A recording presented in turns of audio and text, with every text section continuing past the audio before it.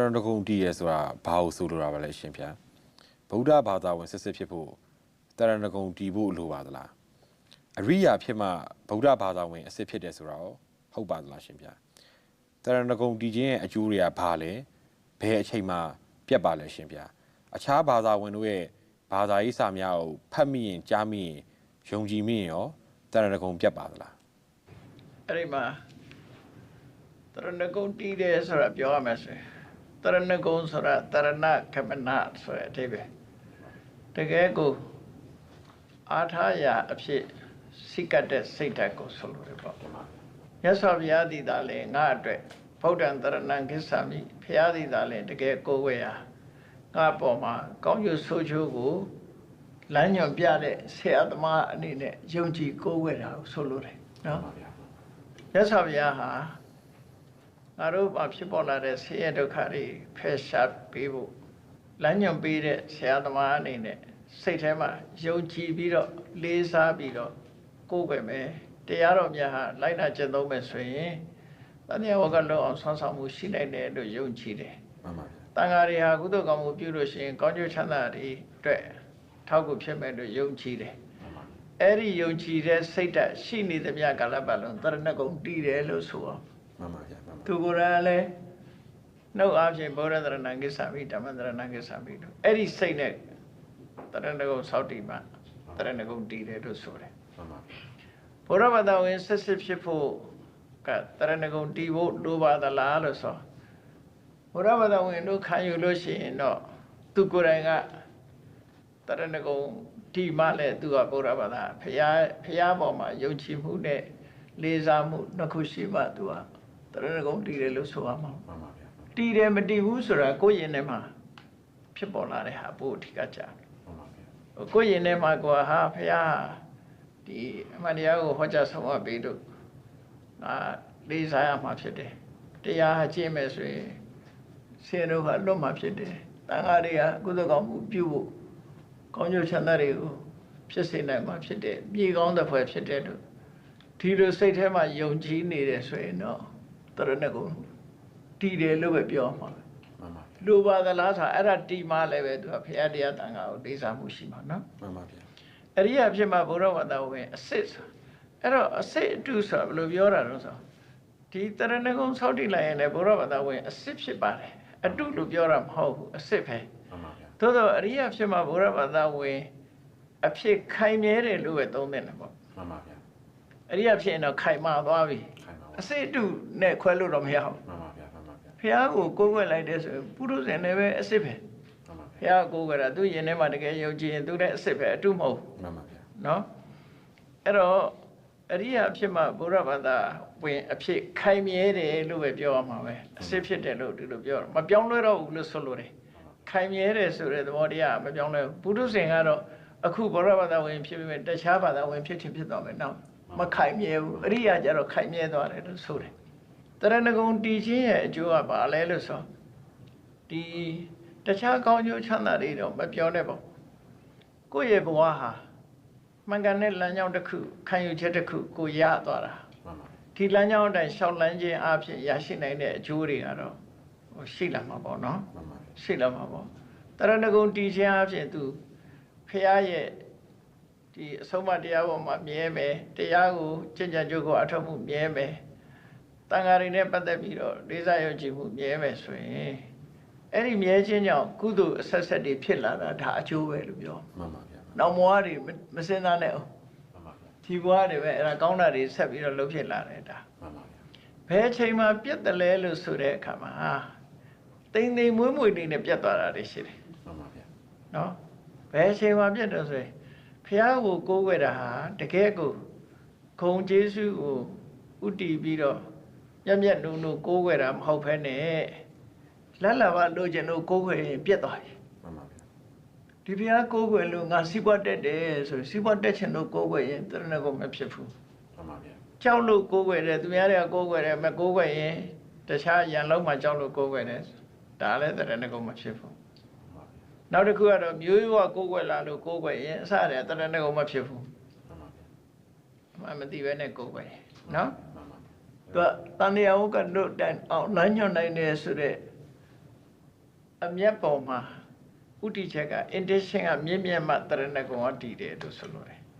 intention ကရွေချက်မကောင်းဘူးဆိုလို့ရှိရင်တော့ဖះဟာနတ်လိုပဲငါ့ကိုစီးပွားဖြစ်အောင်မားလိုက်မယ်ဆိုရယ်စိတ်နဲ့ကိုယ်ွယ်ရင်တော့အစရတဲ့သူကတရဏဂုံမဟုတ်တော့ဘူးကွာနတ်ကိုယ်ွယ်တာပဲဖြစ်သွားပြီဂျပန်နိုင်ငံကိုကြားဘူးတယ်မဟုတ်လားကြားပါဗျာဂျပန်နိုင်ငံကရှင်တိုဘာသာဝင်နေများတယ်မှန်ပါဗျာဒါပေမဲ့တစ်ချိန်တည်းလဲဗုဒ္ဓဘာသာဝင်နေပဲသူတို့မှန်ပါဗျာဒါမို့ဂျပန်ကအရင်တော့ကခုတော့လူကြီးတန်း80ကျော်သွားတယ်တဲ့100လောက်များဖြစ်ပြီလားမှန်ပါဗျာဘုန်းတို့တည်တော့ကအဲ့ဒီဂျပန်ဆရာတူJapanese Buddhism လက်ချပေးတာတီဟိုမှာတော့မှန်ပါဗျာအဲ့ဒီဆရာပြောတာဂျပန်ပြည်မှာဗုဒ္ဓဘာသာဝင်ဘယ်လောက်ရှိလဲဆိုရင်တန်း80လို့ပြောမှာမှန်ပါဗျာရှင်တို့ဘာသာဝင်နတ်ကိုယ်ွယ်တာဘယ်လောက်ရှိလို့ဆိုရင်တန်း80ပဲဘာလို့ဆိုတပြိုင်တည်းနှစ်ခုစလုံးကိုယ်ွယ်တယ်လို့ဆိုသူကအဲ့လိုပြောတယ်သူတို့စီမှာလေမှန်ပါဗျာအဲ့တော့ကိုယ်ွယ်မှုကတော့တရဏဂုံနဲ့မဆိုင်ဘူးပေါ့နော်တရဏဂုံတီးတာတော့ခုနအမျက်နဲ့လောက်မှတရဏဂုံတီးတယ်လို့ခေါ်တယ်မှန်ပါဗျာသူကသူကိုယ်ွယ်ခြင်းကိုယ်ွယ်တာကိုယ်ွယ်တာတော့သူပဲကိုယ်ွယ်တရဏဂုံအစစ်မရတာတွေရှိမှာပေါ့နော်မှန်ပါဗျာဘာသာခြားတည်းရဲ့တခြားဘာသာဝင်တွေရဲ့ဘာသာရေးစာများကိုဖတ်ကြားမိရုံနဲ့တော့ဘာဖြစ်ပါအဲ့ဒါတွေကိုယုံကြည်ပြီးတော့သူတို့အယူဝါဒကိုလက်ခံတယ်ဒါဗုဒ္ဓဝါဒကိုစွန့်ပယ်တယ်ဆိုရင်တော့တရဏဂုံပြတ်သွားပြီပေါ့အဲ့လိုတော့ပြတ်တယ်ဒါဆိုရင်တချို့တပည့်တော်တကယ်ချင်းတွေမှာ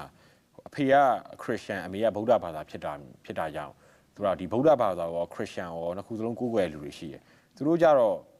ဘလို့အကျိုးအပြစ်များရှိမလဲရှင်ဗျာဒါဆိုရင်သူတို့ကအကျိုးများမှာလားအပြစ်ပို့ပြီးတော့များမလားဗျာ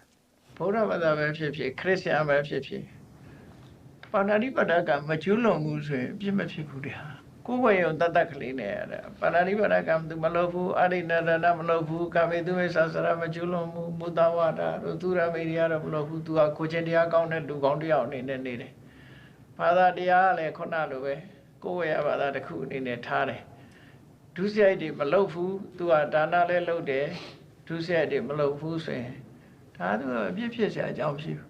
ဘာအတွက်ဖြစ်နိုင်တော့ဆိုလို့ရှိရင်ခရစ်ယာန်ကိုယ်ွယ်တဲ့ဒီ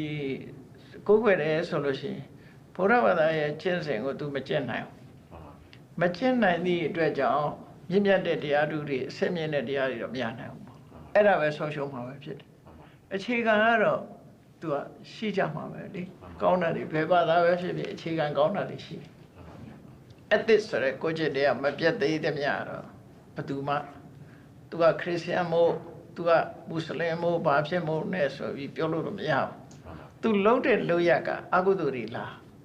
ကုသိုလ်လားနော်သူများတဲ့တွေတတ်နေသလားအဲ့ဒါတတ်နေတဲ့အကျိုးကတော့ခံရမှာမတာဘုရားဘာသာလည်းငါဘုရားဘာသာဆိုပြီးတော့သူများတဲ့တတ်ရင်သူလည်းခံရမှာပဲကိုယ်ွယ်ယုံတတ်နဲ့တော့ကိုယ်ွယ်ပါတယ်လို့ပြောယုံတတ်နဲ့ကတော့ဘယ်လေးပဲတတ်ထားတာအမှတ်တစိတ်ပဲအပဲကတ်ထားတာလောက်ရပေါ်မှာပဲဆုံးဖြတ်ရမှာအဲ့တော့ဒီဖျားနဲ့ဒီခရစ်ယာန်ဘာသာတပြိုင်တည်းကိုးဝေယုံနဲ့တော့အပြစ်မဖြစ်ဘူးလို့ဆိုချင်တာပါရှင်အပြစ်မဖြစ်ဘူးဆိုတာကောင်းတဲ့ဘက်ကိုသူလက်ခံရင်ခံမှာပေါ့နော်ဖျားလက်ထက်တုန်းကတော့ပရပိုက်တွေဟာတချို့ပရပိုက်တွေကဖျားနဲ့တွေ့တဲ့အခါသူတို့ဘုရားဘာသာဖြစ်သွားကြတယ်ဒါပေမဲ့ပရပိုက်ကိုဒီတိုင်းပဲနေကြတယ်ပရပိုက်ဆိုတာဘာလို့ဆိုလို့လဲပရပိုက်ဆိုတာဘာသာတစ်ခုပေါ့နော်ဘာသာတစ်ခုလို့ဆိုပါစို့သူကသူတို့ရဲ့အယူဝါဒတွေကိုသင်ပြီးတော့ဟောတာပြောတာတွေလုပ်တယ်သူတို့အယူဝါဒတွေကဟိုဘုရားဘာသာနဲ့ဆန့်ကျင်တဲ့အယူဝါဒတွေပဲတော်တော်များများသူတို့လည်းဒါနလည်းလုပ်တယ်သူတို့ရဲ့ကိုချင်းသီလလည်းစောင့်တည်တယ်တချို့တွေကအကောင်းတွေပါတယ်အကောင်းဆိုးရောတာပေါ့ခုခေတ်ဘာသာတွေလည်းအကောင်းလည်းပါတယ်ဆိုးလည်းပါတယ်နော်အကောင်းဆိုးရောနေကြတာပဲလုံးဆောင်သို့တော့အဆိုးလုပ်တာနဲ့အကောင်းလုပ်တဲ့နေရာမှာဘာသာတရားကညွှန်ကြားလို့အကောင်းအဆိုးလုပ်တာလည်းရှိတယ်ဘာသာတရားရဲ့ညွှန်ကြားချက်မဟုတ်ပဲနဲ့ကိုလို့ချင်လို့ဝါဒနာဆဲရလုပ်တာရှိတယ်တရားဝါတွေကိုတတ်ပြီးတော့ရစ်ပူဇော်ရမယ်လို့ဘာသာတရားကဆုံးမသည့်အတွက်ကြောင့်အဲ့လိုတတ်ပြီးပူဇော်ရင်တော့ဒါဘာသာတရားရဲ့ဆုံးမလို့ခေါ်ရမှာမှန်ပါဗျာအလုံးပေါ်မှာမေတ္တာတရားထားရမယ်ဘာသာတရားဆုံးမတယ်ဘာသာတရားဆုံးမသည့်အတွက်မေတ္တာထားတယ်အဲ့တော့မေတ္တာအကောင်းမှန်ပါဗျာတတ်တာကြတော့ခုနမကောင်းတာမှန်ပါဗျာကောင်းမကောင်းကအစိတ်နဲ့ဟိုလိုပဲတူတူပဲအားစိတ်လိုပဲမှန်ပါဗျာ ဒါကတဘာဝစစ်ပဲဟောရပြောရတဲ့လည်းမဆိုင်ဘူးမကောင်းတာလို့ရင်အစိတ်စားရင်အစိတ်ပဲနော်ကောင်းတာဆိုင်ရင်ကောင်းတာပဲဒါဖြစ်မယ်ဘာသာတရားဆိုတာအပေါ်ခေါင်းစည်းတက်လိုက်တာသို့တော့တန်တရားကလွတ်ဖို့နိဗ္ဗာန်ရဖို့အချင်းချတဲ့အခါကျတော့ဒီစွန့်လွတ်ရမယ့်အခြေခံကြီးတွေရှိတယ်အဲ့ဒါမလွတ်ရင်တော့သူတို့ကမရဘူးဥပမာနိဗ္ဗာန်ရခြင်းနဲ့ဆိုရင်ဘုရားသခင်တို့ဖန်ဆင်းတယ်ဆိုတော့ယုံကြည်ချက်ကြီးနဲ့လုံးလို့မရဘူးဘုရားသခင်ဖန်ဆင်းတယ်ဆိုကြတဲ့ကသူနိဗ္ဗာန်ရအောင်လုံးเสียမလို့ဘူးဘုရားသခင်ပဲသွားပြီးတော့တောင်းပန်ပြီးတော့သူ့ကိုဖန်ဆင်းပေးပါနိဗ္ဗာန်ရအောင်အဲ့လိုမဖြစ်ဘူးလားဟုတ်တယ်မလားအဲ့တော့လက်တွေ့ကျင့်ရမယ့်အကျင့်စုမပါတော့ဘူးလေအဲ့လိုဆိုလိုတာအစစ်မြင့်ဘုရားဘာသာမှာလည်းပဲအခြေခံရှိတယ်အစစ်မြင့်နေရှိတယ်အဲ့တော့အခြေခံမှာတချို့တွေတူတယ်တူယုံနဲ့ဒါဒီဟာလို့ပြောလို့မရဘူးသူကဘုရားဘာသာအစစ်လို့ဘုရားဘာသာတရားတော်ရဲ့အစစ်မြင့်ဖြစ်ဖို့ရအတွက်ကြတော့ဘာလို့ဆိုဝိပဿနာတရားအထုတ်ပြီးတော့ကိလေသာကုန်အောင်လုပ်တာဆင်းရဲဒုက္ခတွေကထွက်အောင်လုပ်တာအဲ့ဒါမှဘုရားဘာသာအစစ်မြင့်ဖြစ်တာဖျားပွဲမှာပေါ်တာအဲ့ဒါဝိပဿနာတရားကျင့်ပြီးတန်တရားကလွတ်ထတာဖျားပွဲမှာခုနဒါနတို့သီလတို့ဆိုဟိုရှေ့တုန်းကလည်းရှိတယ်ဘာသာတိုင်းလည်းရှိတယ်နော်ဒီဘုရားဘာသာရဲ့ဥတီချက်ကြတော့ခုနနိဗ္ဗာန်ဆိုတာဥတီတာကြတော့သူကဝိပဿနာတရားမပါဘဲနဲ့မရအောင်သမထအထီအောင်တခြားဘာသာတွေမှာရှိတယ်ဝိပဿနာတစ်ခုပဲမရှိတာဖျားပွင့်လို့ပေါ်တာဝိပဿနာတစ်ခုတည်းပဲတန်တရားကလွတ်နိုင်တာဒီတစ်ခုပဲကျန်တဲ့နတ်ပြည်ရောက်တာတို့ဘာတို့နတ်ဖြစ်တာတို့ကခြားဘာသာတွေမှာလည်းရှိတယ်